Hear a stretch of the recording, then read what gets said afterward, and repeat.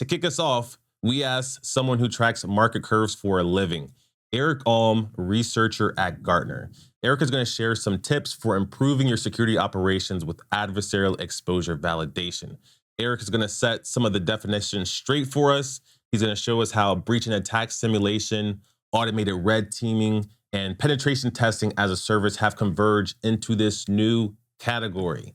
Eric, the stage is all yours. Thank you. My name is Eric Ahlm, researcher here at Gartner, and today we're going to talk about kind of a new market area, adversarial exposure validation. I'm going to be talking today about some top tips, what you need to know about AEV, and some practical uses. When I talk to clients about AEV, there's a lot of drivers, there's a lot of curiosity, but I think at the heart of it all, there's a real drive, if you will, to understand your digital estate. It's always expanding. It's very dynamic. Who's watching you today and will be different tomorrow? I think these are some of the primary questions that customers have when they look at AEV as potential to be able to overcome or better understand what their real exposure actually is. So I'm going to step you through this dialogue today, and we're going to break it down into three parts. First, let's get a little definitional. AEV is new. What is it? What does it mean? How does it work? Well, we're going to break it down for you.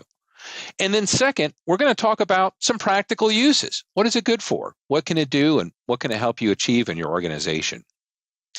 And then at the end, I want to talk about how to think about it. Do you really need it? Is this something you need now or maybe in a planning state for a future year? Or how would you justify it to the business if you really wanted to go forward with an AEV project?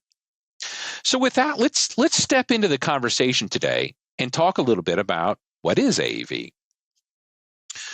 Well, first off, this is a newly formed market, according to Gartner. We track markets on what we call hype cycles, and we're taking a look at the latest one that's published here. It was published in 24 for security operations. And you can see with the red arrow, there's a call out. There's AEV. Now, if I was to boil the essence of the definition, it's down there at the bottom in the red box. AEV is a technology. It's not a service. It's a technology that delivers consistent, continuous, and automated evidence of the feasibility of an attack. Very simply put, that's what it does. Now, although AEV is a new market formation, the technologies here aren't new. This is what I would call just candidly a mashup market. So for years prior, we had other markets that we called breach and attack simulation. We had another market that was also called automated penetration testing and red teaming tools. Those were two different market categories. And those two different tools have been formulated to bring about AEV.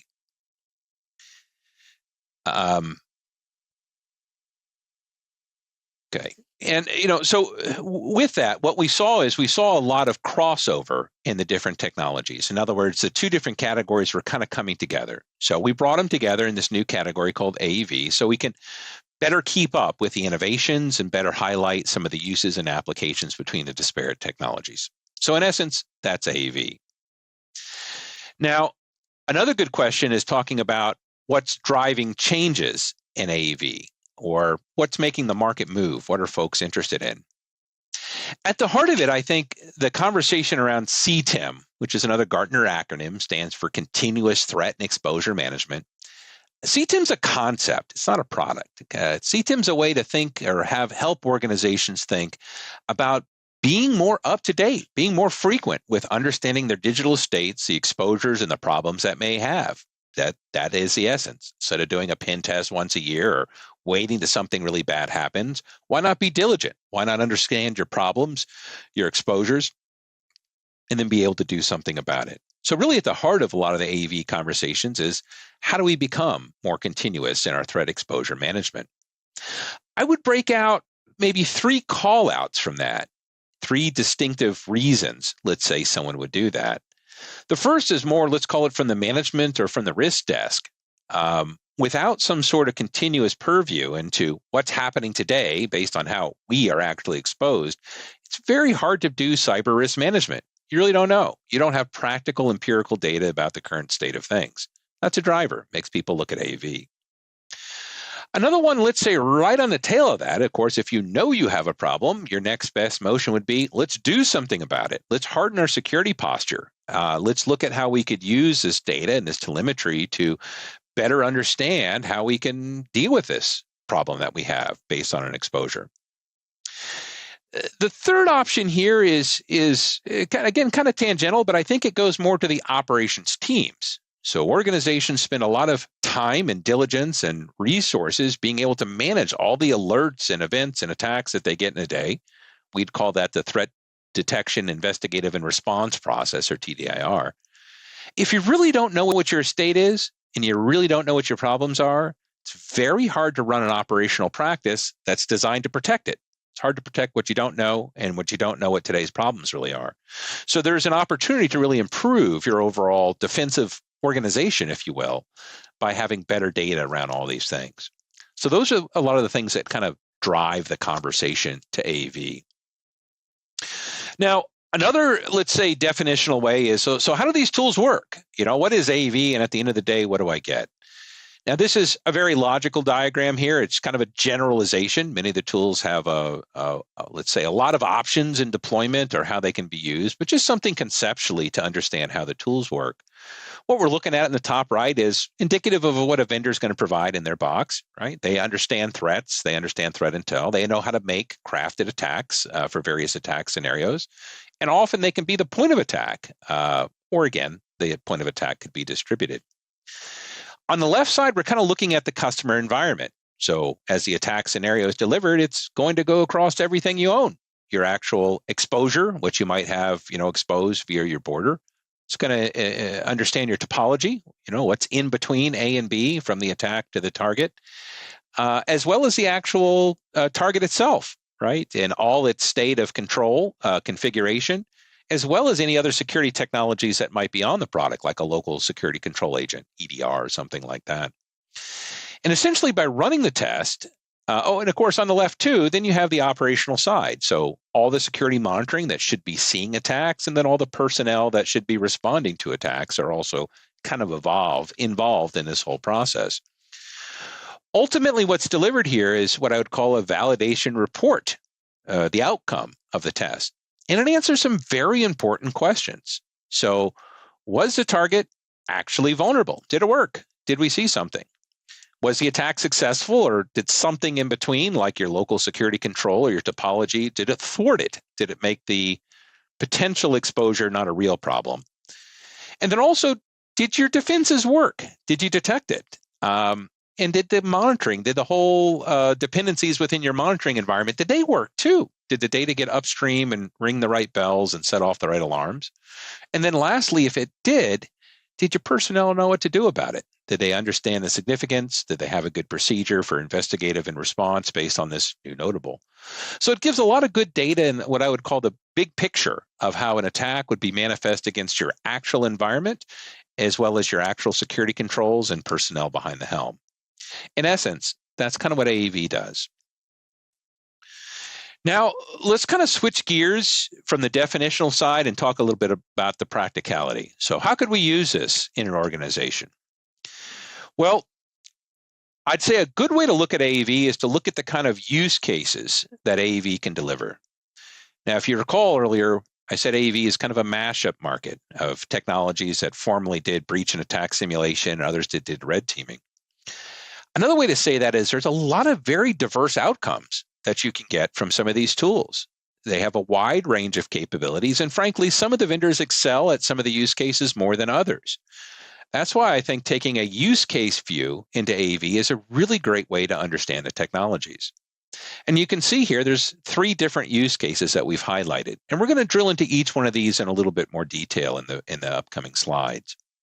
First one, though, is to optimize your defenses, to really understand your posture and how it's working against today's attacks today, sort of thing.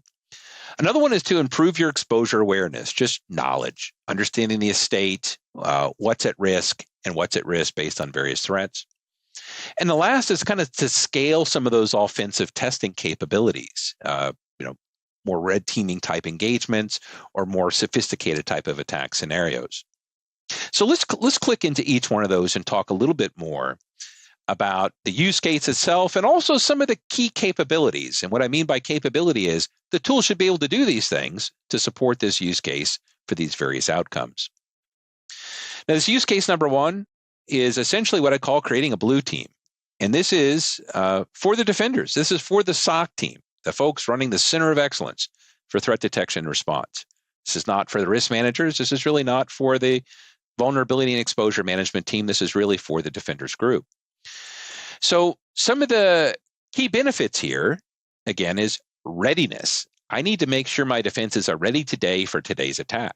That's very challenging to do without some sort of closed loop testing.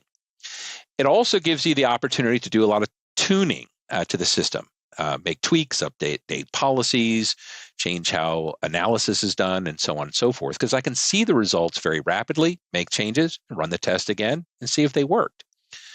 I also can get the best out of my investments. So from a performance standpoint, there's a lot of optimization there. Now, to do this right, an AEV tool needs to do a couple of key call-outs to do this right. First, it really should hook into the security controls that the teams here are using, tools like SIM, tools like XDR, EDR. So it should understand how the defensive systems are seeing these attack scenarios and what data is relevant, toward the objective of the blue team.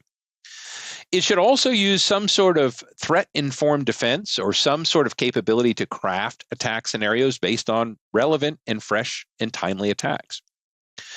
It should also ultimately provide client-specific results on attacks and defenses. This is not a generic threat intelligence report. This is how your organization held up and how your defenses did based on this attack scenario. And then lastly, it should be a pretty low skill set to operate. A classic blue team or defender group, they're not, typically a bunch of certified ethical hackers coming up with crazy attack maneuvers. They just want to optimize their defenses. So being able to download attack content and run attack content without high skill sets, that's a big capability there for some of these tools to do. Now, kind of switching on to the next use case, is a slightly different objective here, is improve exposure awareness. Now, I think first to call out is this is probably a different group, although the defenders would like this, but this is really for the folks that are dealing with their daily exposure management. They're dealing with volumes and volumes of vulnerability data and assessment data, and they're trying to understand really what their priorities are. That is a key benefit. What do we really need to work on today in terms of our exposure? They also need a lot of speed and mobilization. They need to find things quick. They need to find them across the entire enterprise quick, and they need to get the findings to people who can do something about them just as fast. They need to be mobilized. So it absolutely has to be automated. And it has to have some ability to run with what I would call a high frequency of occurrence, or dare I say continuous. So, same sort of objective. We're running tests and scenarios against the environment, but a couple of different capabilities are kind of called out here. So again, I have to understand threats, so that same sort of threat-informed defense attack scenario creation. But I also have to leverage a lot of client-side estate information, such as threat exposure management systems, attack surface management systems, vulnerability data. That all has to be within the context of what these reports are going to deliver. I also need to have some very clever methods, let's say architecturally and deployment-wise, to be able to set this out. I can't do linear testing. I have to do testing at high scale. I have to do it maybe across a global enterprise, and I have to do it on a high frequency of testing. So it has to be quick, has to be distributed, it has to be scheduled, things like that, to be able to get those objectives met. And ultimately, it's going to provide detailed insight. So the results need to be contextualized, if you will, towards this problem of improving exposure awareness. What does it really mean, this test data, as it relates to the enterprise, the estate, as well as any other data that may have around exposure, attack surface, or vulnerability? Some of the outcomes there, of course, I think it's maybe not the only tool that you need for CTEM, but it's a great start. It's a good kickstart. And we'll talk a little bit more about that here in a bit. Now, the last use case, scaling a red team. A couple of different objectives here. So a red team, in essence, is going to be focusing on, let's call it more sophisticated attacks. They're not looking for just the daily attacks or MITRE-based attributes, if you will, about attacks. They've got some very custom testing objectives involved that probably involve business logic or multi-sequence attacks or things that are going to really help find their problems that are unique to them based on very unique threats. So that's kind of what the tool sets do here. And some of the capabilities, of course, to do that. Now, keep in mind, from the persona or person behind this, it's probably is an expert. They probably are a certified ethical hacker. They understand Lockheed kill chain. They understand deep attack methodology. And what they need here is they need a workbench. They need a place to be able to craft these technologies and to pull the elements from the tool to come up with attack scenarios that are very relevant to them. Use of multi-step attack, like take over this system, grab this credential, log on to the next system, do the next thing, do the next thing. That's what we have in mind here. So the attack scenarios are going to be very dynamic and have the capability to do that, of course. Not all attack scenarios can. It's also going to give some insights from really a pen tester or kind of an adversarial point of view. So understanding all the points of enumeration, all the steps and sequences, all the impacts of the outcome. It's a little bit different perspective or context, if you will, to the findings. I also think another capability here is to really get very detailed in some of these attack paths, be able to do the mapping and show from point A to point B, here is everything involved, and here is the maneuvers I took to get past the controls or to get past things to get to my objective. And then, as we mentioned, certainly a higher skill set. So good training, good learning, good knowledge, good content to be able to do that. So that's those are kind of the three practical uses, right? Those are the three practical uses about AEV and how to use them. Now, for this last part of the presentation, let's take it more to the client side objective. How do we use this? Do we need to use this? How would we think about using it, or how should we prioritize AEV in our environment? So let's talk about some of the, let's call it best practices here. So my first advice is don't get caught up in all the features, don't get caught up in all the capabilities, don't get caught up in all the different platforming of different testing capabilities. Focus on your outcomes. Outcomes drive results. Results can be measured. Success can be communicated. And as I mentioned earlier, a lot of these tools really are very dynamic. I would call that like Swiss Army knives. They can do so many different testing and different scenarios, even outside of the use cases that we kind of talked about here. And it's easy to get caught up in the what's possible sort of comparison or evaluation of these tools. So challenge your outcomes, trying to optimize your defense, better understand your exposure, better scale your red team objectives. I would also propose a singular use case initially is a really good way to focus and to kind of get rapid returns, if you will, get to goal quicker, more than trying to implement every test possible across the enterprise within a certain time period. I'd also argue it's maybe a lot simpler to cost justify.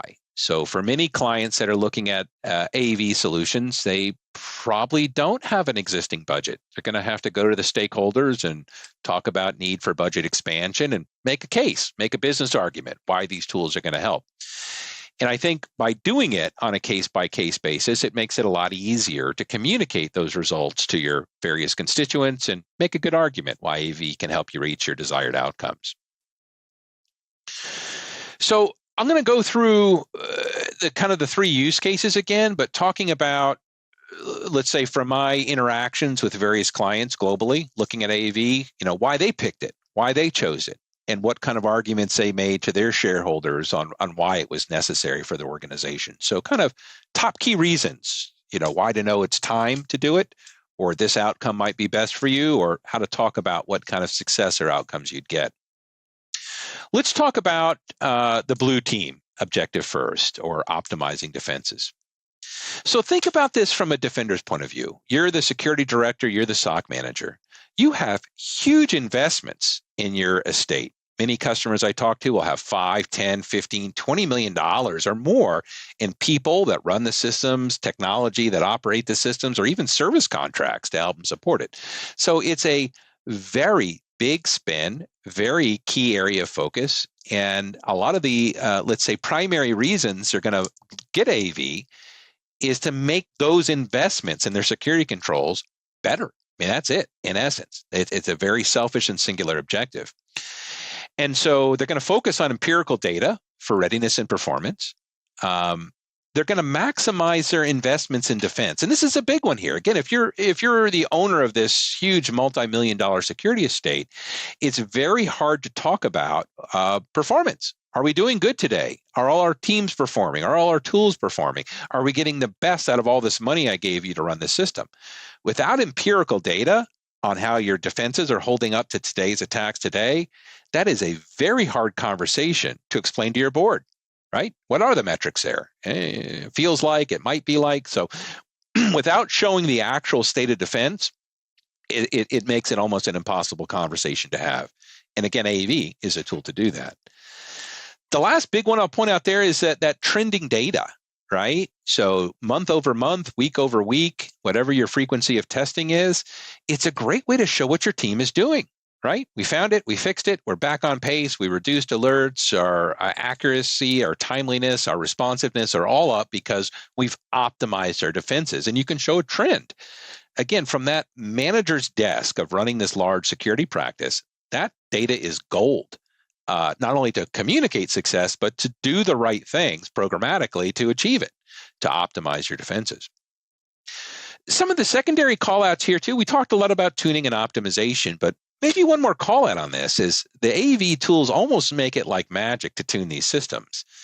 And my analogy here is kind of like going to an eye doctor, right? They show you a number and they flip the lens and they say, is it better now or better now? Think of the testing like that. I can run a very complex test. I can see the results in terms of how my defenses work. I can make some changes. I can run the test again. And I know right away, did it work? Did it not work? Or do I need to make another tune or tweak to the system? So the art of closed loop testing just makes managing a very complex system of multiple technologies working together towards a singular outcome. It really closes a loop and makes it a job that's fun to do and easy to do, right? So it's huge. Another secondary benefit here is what I call vendor management. So if I'm doing this big picture testing, over periods of time, over months or years, I have a really good data point about how my vendors are performing. Which vendors are catching the lion's share of the attacks, which ones aren't? Or which vendors might have duplicity. I have 2 or 3 vendors that are seeing the same indicators that I'm looking for every single time. So it gives the strategist there, the program manager, a lot of opportunity to look at vendor consolidation or changing out vendors who may not be performing in their security stack. Again, very valuable data. Last one here is kind of tangential, but I think it is kind of cool, is training. And what I mean here is to use AEV as a tool to train my junior security analyst how to do their job. And interestingly, there's kind of a smaller little submarket I'd call cyber range. I've heard it referred to, where it like testing and lab and simulation and courseware to train security analysts how to detect threats and do investigation and do response and do defenses. AEV is not a cyber range, but boy, it's pretty close on some days. It can allow you to do testing, could train your folks how investigation should work, train them how to look at indicators, run through everything. The only thing it's really missing, in my opinion, is a courseware. So it can also have some secondary reasons to kind of run some drills, run some tests, and see how your tools and teams perform through various objectives. So those are your key reasons for purchase on Blue Team. Now, switching to the exposure awareness, again, this is a different persona here. Now, we're not talking about that security defense team anymore. We're really talking about this threat exposure team, those dealing with the vulnerability data and the ability to really drive change for exposure management. So certainly their reasons are different too. Being able to, the top one I'll pick out here is empirical data to drive urgency. That's the big one for sure. And I some days look at vulnerability data as academic data. It's not empirical, it's academic. Could be a problem, might be a problem. I don't know exactly if it's a problem, but it has indicators it could be a problem. It's very what if based. So driving priority over something that is subjective or debatable, or maybe not even in full context to the big picture, it's an uphill battle. So be able to go from academic, hey, we might have a problem, to I just ran the attack scenario and sure enough, it worked. This system shows indicators of compromise. It is the ultimate urgency button. We have to do something immediately, and let's figure out what that course of action is. But ultimately, I've driven urgency in the organization through use of empirical data to show what's a real problem today. Much like with the defensive team, you also get the elements of trending data, month over month, week over week. How are things getting better? Think of this again as the program manager who's making this purchase, and what they're getting from their desk is now they can not just show the tool and what it's doing, but they're really showing their team, right? A new threat was announced today. We found it at this time of day. We mobilized it at that time of day, and we were shored up and ready to go against that exposure by this later point in the day, right? But it really shows from that kind of CTEM point of view how the team's responding, how they're identifying, and how they're getting things to change as quickly as possible. Primary driver. That's why folks look at these sort of tools.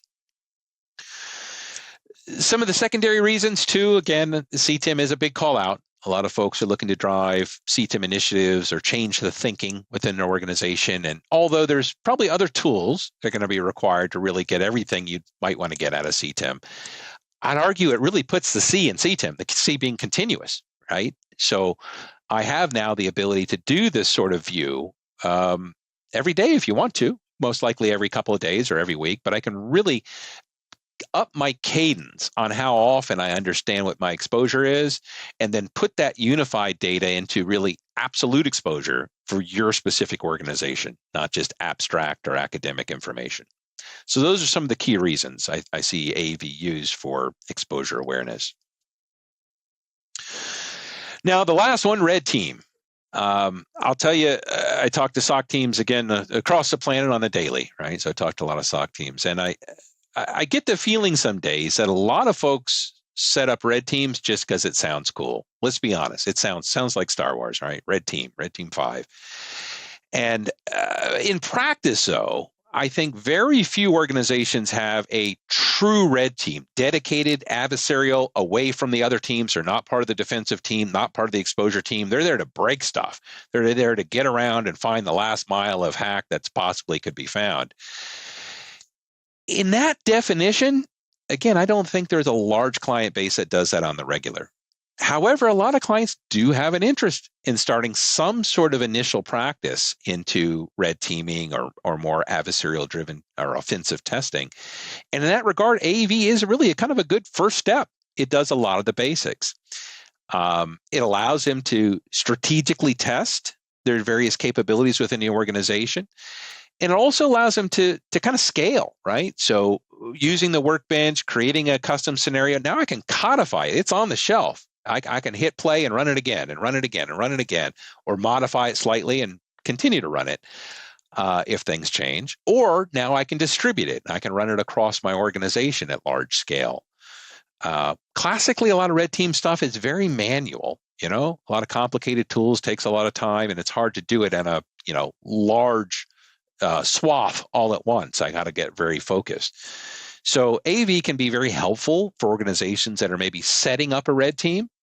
Now, if they're truly running a dedicated red team, they're probably going to need a different set of tools. They're probably going to need some pen testing tools and other sort of tools and capabilities that you're probably not going to get with an AV. But it's a good start, and I think it will allow them to meet a number of reasonable objectives to say, hey, we formulated a red team, and we're off on our way to reaching these red team outcomes. Now, I'm aware as we kind of go through, AV is a diverse space. A lot of different use cases, a lot of different outcomes, a lot of different reasons and drivers. So where to start is kind of a good question if you're looking at the tools. And I don't think there's one right, everybody should start here sort of answer. But from my opinion, as a researcher, which I like to do sometimes, my top pick is blue team enablement. I would say that is the low-hanging fruit within AEV. And I think why it's different, although talking about CTEM and talking about red teams has a lot of appeal, at the end of the day, I think security operations teams that are running these, SOCs and defensive environments, to spend if I'm spending $10 million plus a year programmatically, the cost of AEV is a rounding error. And to make my entire program better with a little bit of an insurance policy and a little bit of way to kind of do that better just makes sense, right? It's a very practical and actionable sort of objective. and again, that empirical data, actual data beats defensive data or guessing data all day long. So to be able to communicate, to have a measuring stick that's transportable across not just different technologies, but frankly, different sub-business units. We see that a lot with distributed enterprise. They may have, let's call them wholly owned subsidiaries that run things a little bit different. So how do you know if my sub-organization is up to the same standard as I am at the headquarters? Well, maybe you test them. Maybe you use these sort of tools to get empirical data about their output and their performance rather than trying to look at their low-level metrics or tools configuration. So it's a very transportable way to get good data about defensive performance. And it also helps too, I think, in let's say, foster communications between security operations teams and other teams. So, for example, if the exposure management team is doing, let's say, a less than stellar job, right? They don't patch things, they don't have great data, they have a lot of exposures hanging out.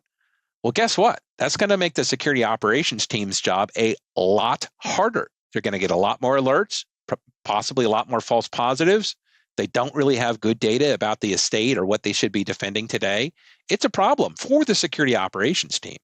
So when they have this data and they want to go walk down to the hall to their counterparts in threat exposure management, it's going to be a really fun data-driven conversation about how their team needs to step up such that they're not impacting the security operations team more. So again, there's a lot of really tangible things that come out of that. And in my opinion, it's achievable with AEV in a fairly short period of time. So it's a good starting point, even if you look later to adding more capabilities to the platform or you expand your use cases to other teams. Blue Team's just a really great way to start. So kind of a quick takeaway here at the end, if you're going to use AEV to quickly and easily understand your unique current state of exposure, not a generalized threat intelligence report, as often as you can, whether that be daily, weekly, or dare we say continuously. That is the essence of AEV, and I think where customers will find value. So just to close out, summarizing a few of the top recommendations here for folks that might be looking at AEV solutions. Again, pick your use case, right? It's fun to look at all the features, functions, capabilities of the tools, but start with a use case, maybe define what your success parameters would be, define what your outcomes would be. And I think that'll help you map better to some of the capabilities you'll see in the vendor landscape that will best support that. Next, base your budget justification on your outcomes, right? By looking at what you're going to get, how the tool will go to get it, how it'll benefit the program, benefit communications, overall betterment. I think it'll make it a lot easier place to talk to the business about why the budget should be expanded to add some AEV technology for the organization. We talked about defensive optimization, but again, if you're troubled where to start, or if you're looking at some let's say easier to reach objectives, that'd be my top pick. Go talk to your defensive teams, understand their investments, understand their tuning challenges, understand their readiness challenges, and the empirical data they use to really talk about program performance. I think they'll be very happy you talk to them about AEV. Last recommendation here is kind of a little sideways and it may be a different conversation, but for folks that may love AEV technologies, but may not be ready, let's say, from a resource point of view to run a tool like this internally, there are service providers. We would call them pen testing as a service or PTAS providers that might be able to give you some of the data or some of the regular findings as from a tool or a service they run as part of more of a service contract than a technology purchase. So there's other options. With that, I want to thank everybody for the time today. We certainly do have a lot more research on the Gartner portal that goes into detail here, whether it's the market guide or looking more about exposure management or some of the concepts we talked about like CTEM. You'll find a lot of rich content there on Gartner. So with that, thanks everyone, and enjoy the rest of your day.